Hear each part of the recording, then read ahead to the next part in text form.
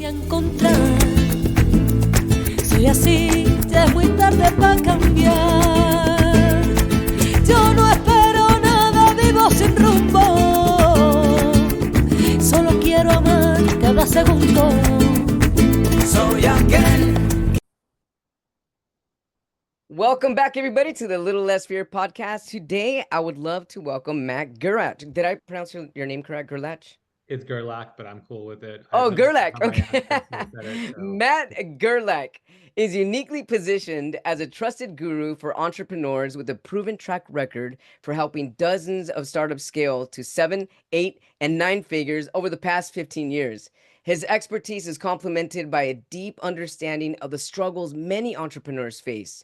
After launching his first business, Matt encountered debilitating anxiety and depression and suicidal thoughts. By investing in personal healing and growth, he emerged as a beacon of transformation. Confronting and healing his past gave Matt the confidence and strength to scale his own business. Today, Matt coaches entrepreneurs and executives who are grappling with self doubt and anxiety, guiding them to lead their business and lives to maximum profit, freedom, and impact. Welcome to A Little Less Fear podcast, Matt. thanks for having me. Really happy to be here with you today. Yeah, it's so great that we're both so close to each other. LA, to live and die in LA. Well, I don't know if that's if that's still going on, but hey, welcome to LA, and the heat is on. That's for sure. It is a warm day today. It is a warm day. Yep.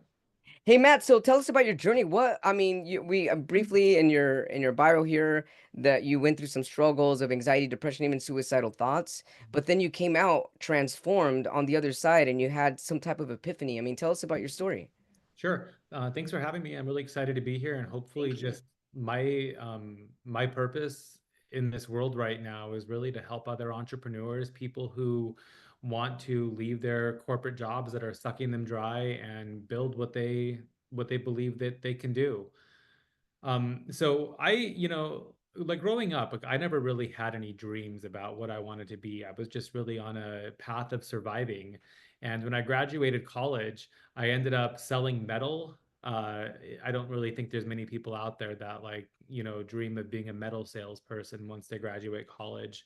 So my story for the first 10 years or so of my career was just going where the wind took me.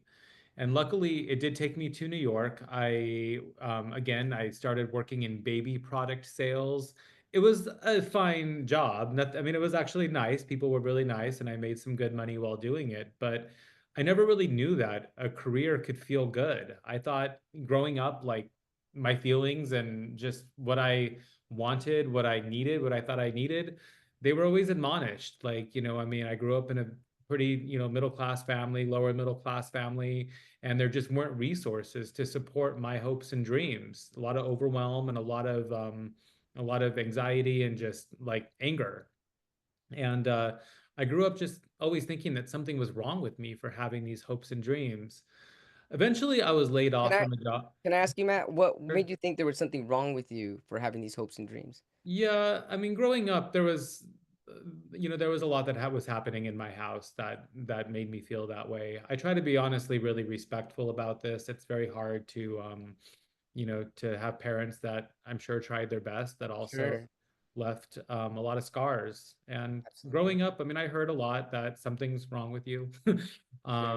I'm not laughing, it's not funny, but I mean, there was I broke the mold. I wanted something different than everybody in my family did.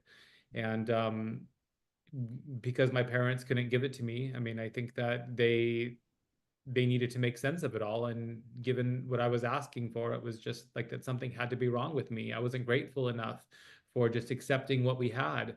And also, I mean, I was bullied at school relentlessly. I had zero friends until I hit high school. It was a really rough childhood. And I mean, I have a lot of compassion for little Matt because you look at like a 30-year-old or a 40-year-old, and there's still so much around the world that we don't know. I mean, Oh yeah.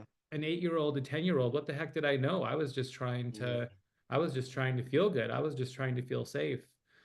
And there was a lot going on in my home that led me to feel like I was broken and damaged, and I was very hard. Thank you for sharing that. I appreciate My it. pleasure. Um, And yeah, yeah, go ahead. No, I mean, this is really this is all leading to really how this all culminated. I was laid off from a job and it wasn't horrible. Like I knew it was going to happen and I had saved money. I probably had a few $100,000 in the bank at this point, but I was just so terrified about money, like, growing up, not having enough and just always like left feeling unsafe because of how little money there was. um, I think it really carried over with me in a big way all the way through adulthood. I'd been in therapy my whole life, and many therapists have told me that what I have is what they would call financial trauma. Didn't really know that was a thing. But, Yeah. when I was laid off from this job, I really mindlessly started a consulting business. A friend of mine, I was talking to her, like, what do I do? And she said, you should start a consulting business. And I said, okay. And she said, I'll point you in the right direction and give you a little bit of my time to show you how I did it.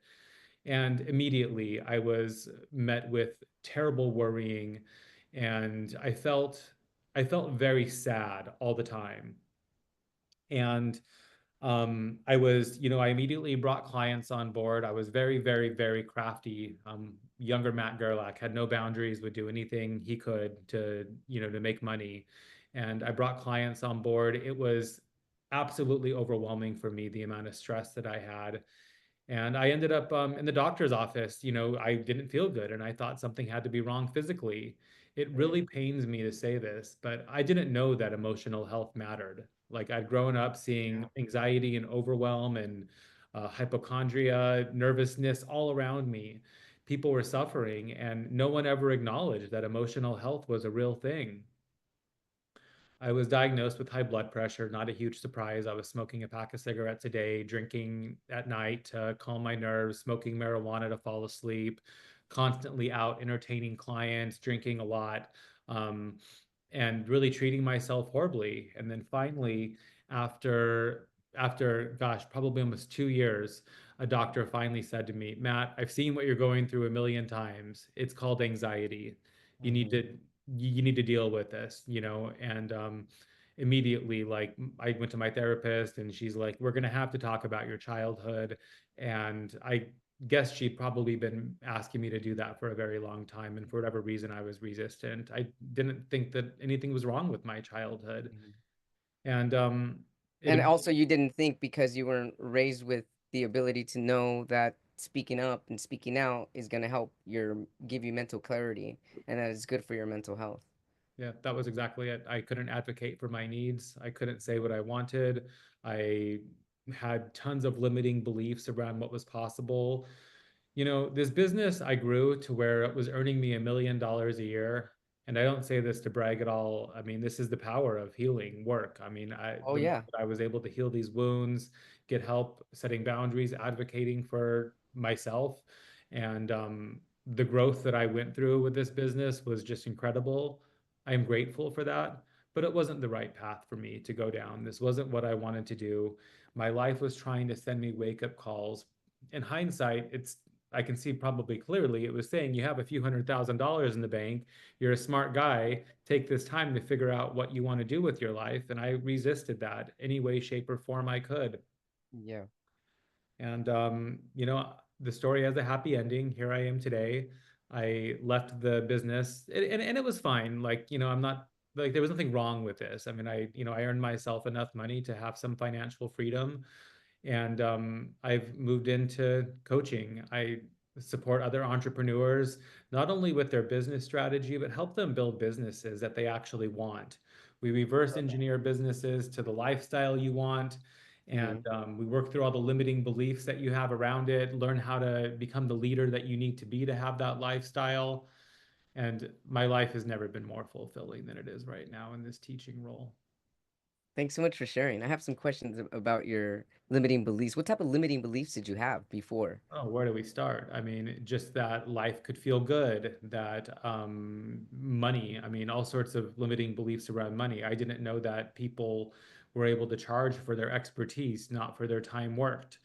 Hmm. I thought there was upper limits on what I was able to charge. Like when I started my consulting business, I was charging about $4,000 a month. just thinking like, well, that's probably all any business can afford. Not even like thinking about like, oh, like, businesses spend $4,000 on coffee some months, like, Yeah, right. um, I mean, around boundaries, I thought that I had to bend and shape and just be the person that did everything I was asked for. Kind of Boundaries like people were pleasing.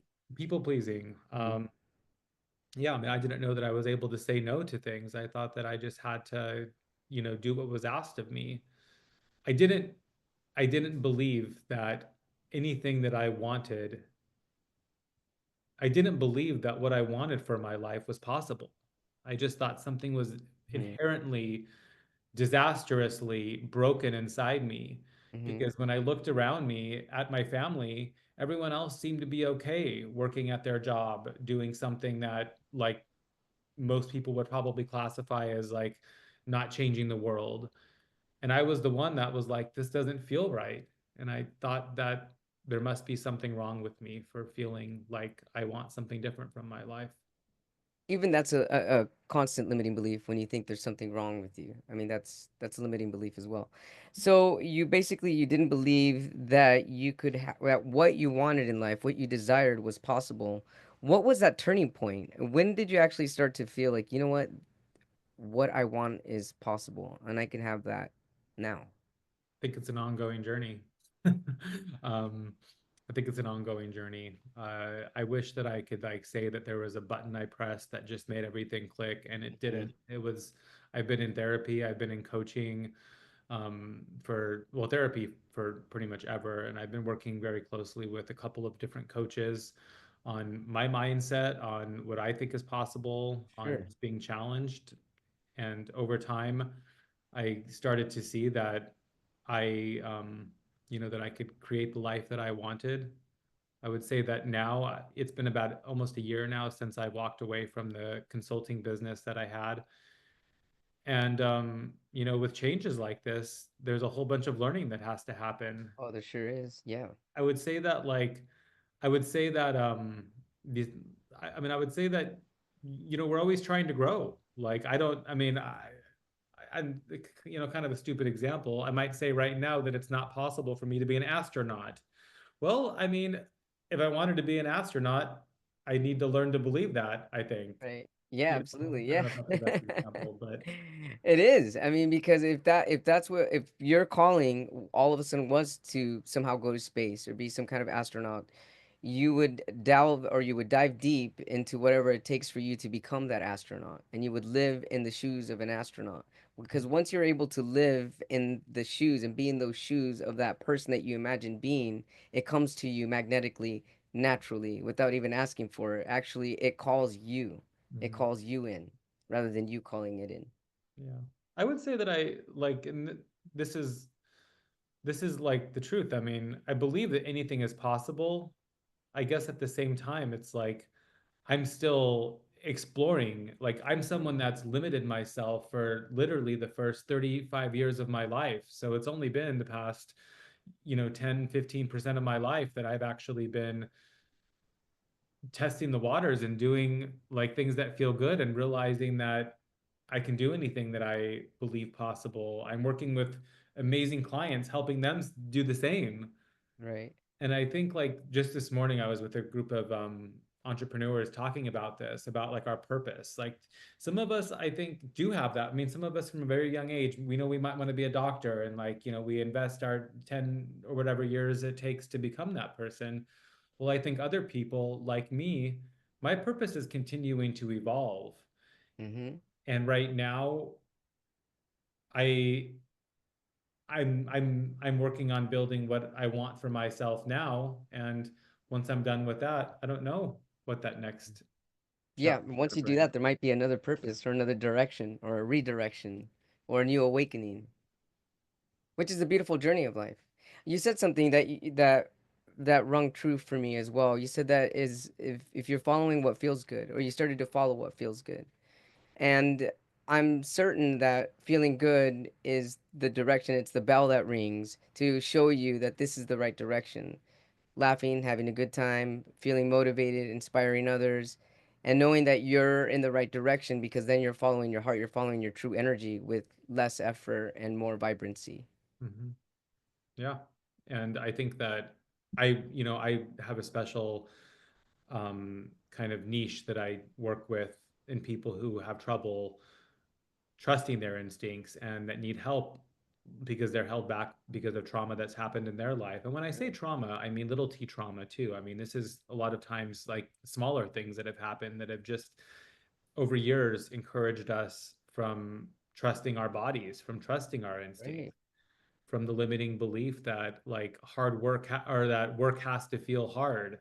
Right. I was mentioning this to you earlier, which is really interesting. I've started doing a lot of work in my community. I'm really building a community and I'm in Los Angeles supporting other entrepreneurs.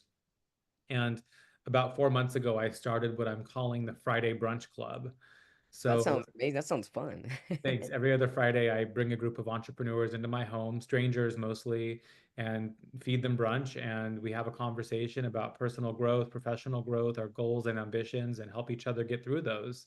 And there's a pretty big wait list at this point. So I wanted to add something else. So this coming Saturday, I'm starting what I'm calling the Saturday Flow Club. On my healing journey, I became certified as a yoga teacher, and Amazing. this weekend, I'm doing my first like class where I'm leading a group of other entrepreneurs through a yoga class. And Congratulations. That's amazing. thank you. And I'm going to bring this up for a purpose because this week has been interesting for me, like where I I feel, I mean, this, to teach my first yoga class, like it takes effort. I mean, this is like, I mean, I have Right. my yoga teacher coming over later today to help me. I have some friends that I'm like really working with to get prepared for this weekend. And I'm noticing how, how, how hard it is for me to be devoting my week to something like this that feels so good.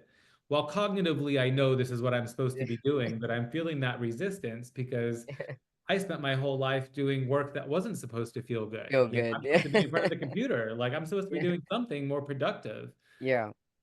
So I'm all about growth. And like, I don't present myself as this person who has all of life figured out. My clients come to me because they see in themselves Sure. somebody who is consistently showing up and loving themselves and sharing with the world that we're not perfect. And this has been I mean, to be really fair, it feels really good and I'm really excited about it. But at the same time, I'm noticing like, oh my God, I'm having such a resistance to like actually like spending my week doing something that does not feel like work in the least bit. So it's That's been a the life. letting go process. Because when you let go, you let in. You're letting go creatively and you're trusting the process. And in that, you're making connections and meeting people and upscaling without you even trying to. And when we've spent our whole life, trying to be someone we're not, trying to fit a square peg into a round Right. hole, Right. it's a lot more confusing, a lot more difficult than just pressing a button. We don't reach a place where it's like, oh, I'm done now. Our whole life becomes a journey of like giving ourselves bigger and bigger and grander satisfactions. Sure. But it's a journey and it becomes a beautiful one. A lot of people are like, gosh, this personal growth journey, like it's hard. It is for a Yeah. while, but then you kind of start to embrace it and you can't imagine any other way. Mm-hmm. Right. Hey Matt, how do you help your clients that are coming in with limiting beliefs and they want to profit and you see that they've got a business and it keeps hitting a brick wall and they're stubborn? Because I've seen this and I've talked to people like this or where they have a business and they're hitting on a wall, but they still keep at the same business. Isn't hitting a wall usually it's time to find a creative way around it or it's a certain belief that somebody's holding or maybe it's time to really go into a new business? How do you help people with their limiting beliefs with a business that seems to be stuck? Yeah, I mean, those are all three different scenarios, I would say. Like in terms of like, whether it's like there's limiting beliefs around something that needs to be changed or starting a new business, or if there's like, new ideas that need to be brought into it. But generally, my clients come to me because they need to be charging more money. That's generally the person that I'm helping. Like it's very simple. You look at the business, they are not making enough money to support the Sure. infrastructure that they have that they need to run this business. And then I'll work with them and we'll like, analyze like what maybe there is some excess cost. A lot of times there's not. Right. Like these people are running very bare bones type businesses and they're just not charging enough. They have the same limiting belief that I had. Oh, well, a client won't pay more than $5,000 a month for this. And then we start to dig in and I wait and I help them see what they're doing for these clients. And I support them in having the conversations, in finding the right clients that will pay, or or creatively offering different sorts of packages to where they're able to charge accordingly for what they are doing. Because these clients that I'm working with are excellence driven people that are changing their clients' lives. Right. And most of them just didn't grow up with a silver spoon in their mouth like I didn't. And we had no idea that you can charge $100,000 for this type of service. Sure. Many of us, we were just told that like we should be grateful for what we have, but like I call like a big part of the work that I do with my clients is what I call exposure to affluence. It's kind of just the term that I've coined for this. But a lot of people have no idea that there is this whole other side of the world that is making insane amounts of money. Right. And if your client is, I'm making this up, if your client is a $10 million business and they're making $5 million a year in profit, and you're only charging them $10,000 a year for your service, like that's not fair. No, I it's not. mean, yeah. Right. So, and a Yeah. lot of people just have never thought about it that way and they need support and how to get there. And I work through them. We have certain tools, like there's one tool that's called the belief stack that I do. And it's something that one of my coaches did with me a while ago that really changed the game. But it's like write down 50 reasons why you're worth this, or 50 reasons why someone should work with you, or why your husband should stop yelling at you or whatever, but like but we need to get you to first believe that you are worth this. And I had a client the other day that was, I mean, this was beautiful. I mean, this is why I love what I do. She's an attorney, and she was just flat out undercharging for her services to the point where she was ready to close her business, like walk away from all of the education that she's done for herself, because she just had no idea that she could charge the amount of money that she needed to Yeah. give herself the paycheck she needs. And she wasn't looking for a $5 million paycheck. I mean, she was looking to make, $250,000 for herself, which is not insane. She was just flat out undercharging and had no idea um, also by charging appropriately for what she was providing, she would be attracting the clients that she likes serving. This woman would Yeah, burn exactly. out. Exactly.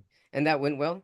Oh yeah, it went amazing. She told me that she had a massive breakthrough, and she's like, "Oh my God!" Like, I mean, immediately, like that night, she raised her prices.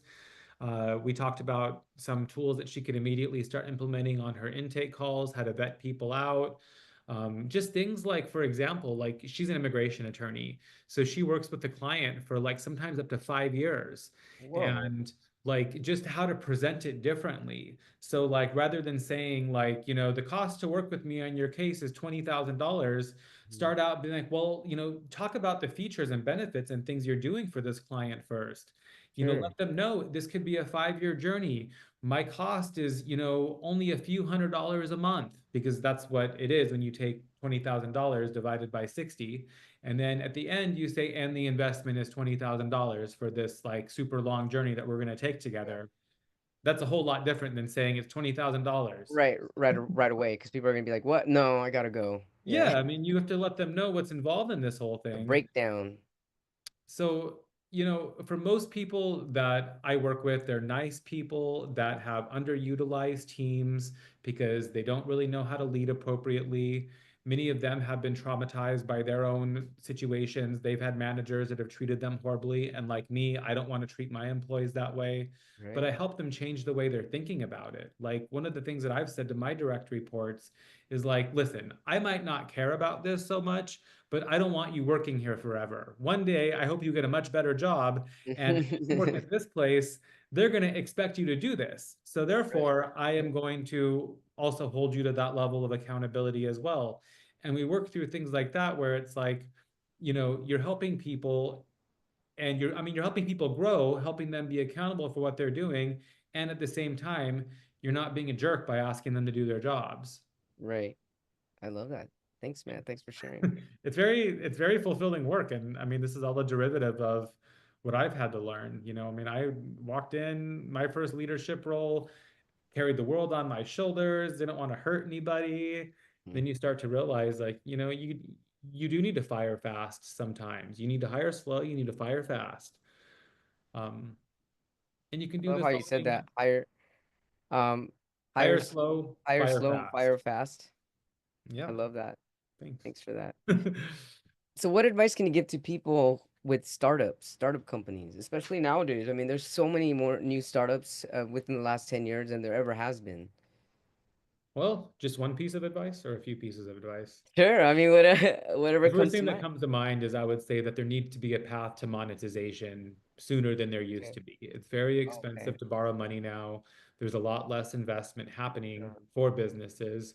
And it's interesting because most of my professional life has been in the consumer product or the industrial supplies field, where like companies don't invest in the types of companies that I've worked with and the way they might invest into a software company. So like I kind of laugh about it. Like I'm kind of old school where like from the very beginning, we always had to make a profit to make this business make sense.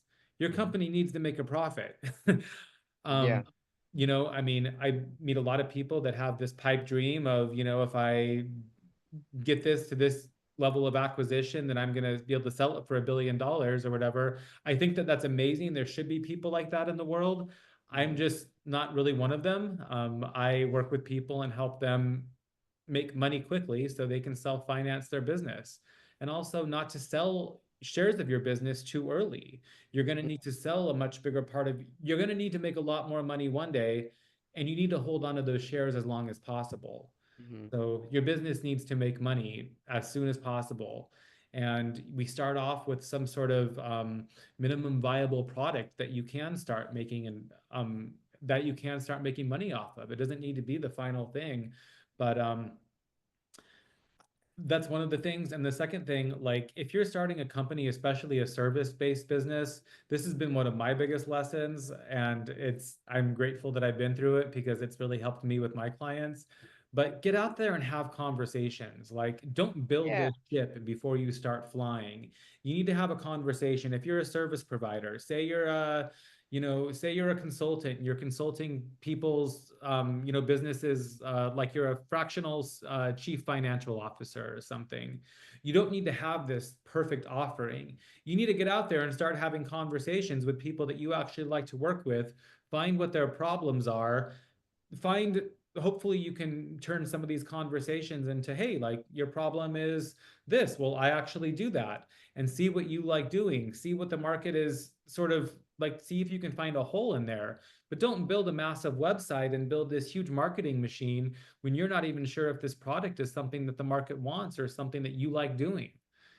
And I would say the Love that third thing I would advice. recommend is like this business needs to make sense for you. We reverse, Yeah. I mean, this is still mind-boggling for me, and I work with my clients on it all the time, but I never knew this. Like you reverse engineer your business. If you want to make $1 million a year, Yeah. you can do that. People are making $20 million, Yeah. billions of dollars a year. If you want to make that $1 million a year, you need to reverse how many hours do I want to work? How many different clients do I want to work with? You know, and you reverse engineer that and you find out, well, shoot, I have to find 10 people that are going to pay me $100,000 this year. Mhm. That's absolutely doable. Yeah, I absolutely love this. Thanks for that. So the path to monetization needs to be fast, almost. I mean, ASAP, pretty much. Get out there, have conversations, see where there are holes, see what you. I mean, there's a lot of commonalities that we're not even aware of. But once you start making these connections, the path starts to show itself, and then the business needs to make sense to you. And I mean, these are really great advice. Thank you so much. Thank you. Yeah, I mean, it's not that complicated. Like, and I think like right now, a lot of people are unhappy in their corporate jobs. I don't Yeah. necessarily think everybody's cut out to be an entrepreneur, but I do think a lot more people are cut out for it than believe they are. Hmm. I believe so too. I believe, and I absolutely agree with the whole limiting beliefs that almost always it's all based on some limiting belief that doesn't get somebody to get out off their chair, off their corporate job, and do what they're passionate about and whatever their creative sense, whatever they want to do. Because a lot of it comes from people feeling they're not worthy or they're not good enough or that they don't deserve those things or that it's not even possible for them. It's possible for other people, but that's not for me. Totally. Awesome. Well, thanks so much for your motivation and for your time. How can our viewers, our watchers, and our listeners get a hold of you? Thank you. I'll get my email out. You can email me directly. I'm local in Los Angeles, so if anybody's available in Los Angeles, I'd love to either have you at my Saturday Flow Club or my Friday Brunch Club. You can email me at matt@mattgerlach.com, and you can check out my social media accounts that are available on my website if that's easier for you. But I encourage you just to email me directly. We can hop on a call if you have any questions. But I'm here to serve. You know, I this uh, this journey that I've been on and the success that I've been able to figure out, it's not just for me alone. I mean, there's a reason that this happened, and I'm supposed to help other people be able to do it as well. So it's my greatest honor in the world to be able to help other entrepreneurs right now. This is excellent and it's beautiful. Thank you so much, Matt, for sharing your incredible energy and your wonderful advice about scaling ourselves up and limiting beliefs. Looking forward to going to your yoga and your Friday brunch. What's it called? Friday what? The Friday Brunch Club. Friday brunch club. Thanks so much and have a great weekend. Thanks for being on A Little Less for your podcast. Thank you.